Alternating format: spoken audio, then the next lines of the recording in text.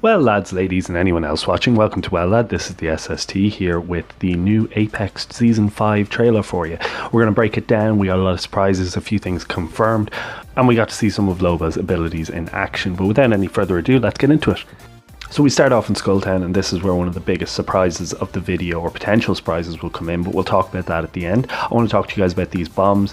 I don't recognize them, they don't look like bangs, and they seem to say a nice day instead of have a nice day on them with a smiley face. I don't know if this is going to be a character rework for Pathfinder, as we know that other characters are gaining access to his passive, so maybe this is a new ability of his that will make up for losing that passive. The next thing to talk about is as Pathfinder goes down here, he activates a shield that covers his entire body. Now we've had reworks on the knockdown shield since about season 3, I think, and most updates have had some tweaks to them, so I think this might be them just accepting that having the front cover isn't enough and that they need a full body cover, otherwise they're useless. I hope so anyway. So we may have full body cover knockdown shields in season 5. This will encourage obviously a lot more executions. It will make them a lot more useful. Hopefully they speed up the time of the red shield as well. That'd be really nice. And now we finally move on to Loba, and the first thing I want to point out here is a lot of people think that this device she's using is from Titanfall 2, from a mission called Effect and Cause. It was a mission about time traveling through the same area. I just think the time gauntlet is too complicated a concept to bring into something like Apex Legends, but also when we actually see it in action in this, it seems to work differently. Once we do get into the facility, we see that Revenants are being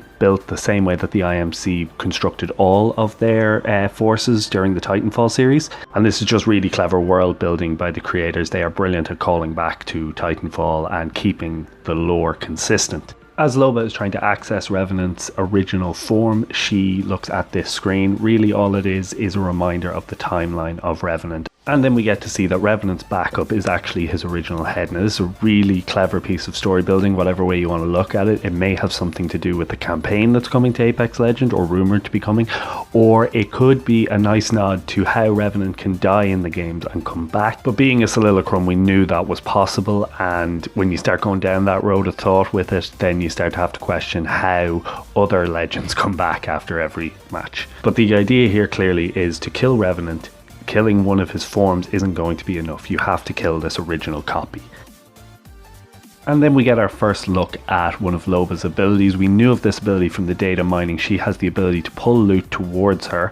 Now, in-game this will work in that she can choose a type of loot. She can't just pull all of the loot in an area to her side, but it'll be really interesting to see how this works in-game and changes up the meta.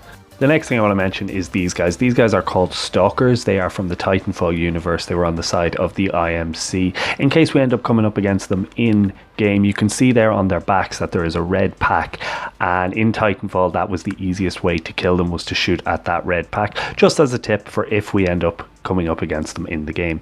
But seeing as our next shots are of Loba destroying this facility, we may not face Stalkers unless a few of them get out. But this is where we truly get the biggest surprise of the entire trailer.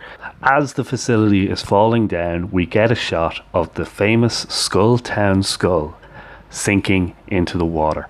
Now, of all the areas in Kings Canyon that I thought they might make a change to, Skulltown would have been the bottom of the list. It is one of the most popular spots in this map. So I think this came as a surprise to most people, but when we were looking at the Loba teaser that was in the vault on World's Edge, this is the area of the map that we were thrown to. This isn't 100% confirmed, but if it is, we're going to need a new hot drop spot for Kings Canyon. And can I personally just start the ball rolling by saying let's not make it bunker, because that will get very old very quick. And our final shots in this trailer is just more character building for Loba. Revenant asks, "Have you come to kill me?" And she responds, "Someday. But for now," knowing that she can only take out this particular iteration of Revenant, but she's happy to do so. She's happy to kill the person who killed her parents as many times as she can. This kind of sold me on Loba as not a character who's looking for redemption, but a character who's looking for revenge, but is willing to take her time and enjoy it along the way. What did you guys think of the new trailer? Are you looking forward to Loba? Will you miss Skulltown if it's actually gone? Or did I miss anything in my breakdown? Leave it in the comments. If you're new here, you enjoyed the video, think about dropping it a like, maybe subscribing. It really helps us out. But wherever you are, thanks for watching, and it means the world.